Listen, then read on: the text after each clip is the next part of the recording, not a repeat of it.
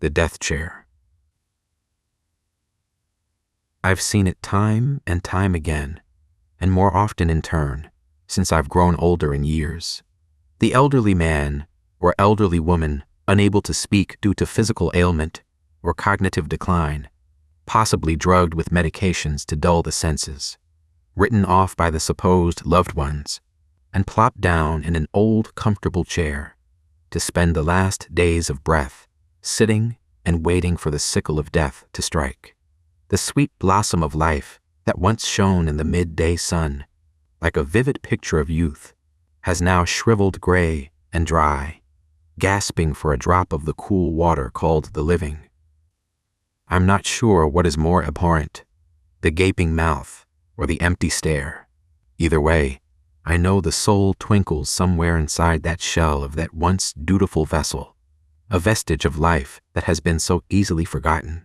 As for me, I make it a duty to recall the days long since past. A smile, a kind word, even a criticism not well received, but given with the utmost intention. These are the firings of working thought and of movable bone and muscle.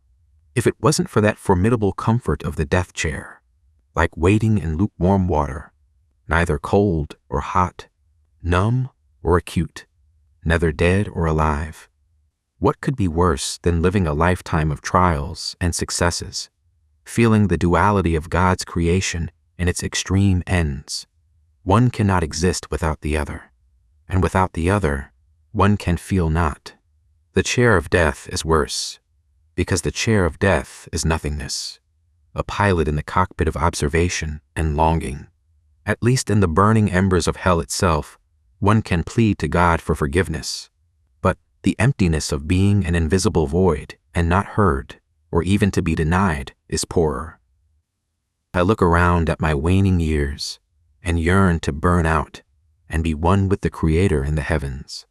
And I pray to never be sat down, to fade away slowly in that numb comfort and void. I know those sad souls catch the glimpse of a child's laughter and the empathic pat on the head, or a tuck of a blanket's edge. Not for me.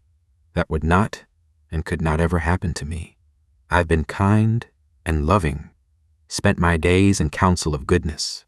To be repaid with tolerance and grief isn't how my life would end. Memories hold fast as I recognize a distant voice or a familiar laugh. Have I become the oblivious spectator I so dearly feared to not be? How could I know? How could I verify that I am useful and worthy of life's gift of coherence and mobility? If I could only just move, a twitch of my finger perhaps? It's useless. I need to get up and out of this chair.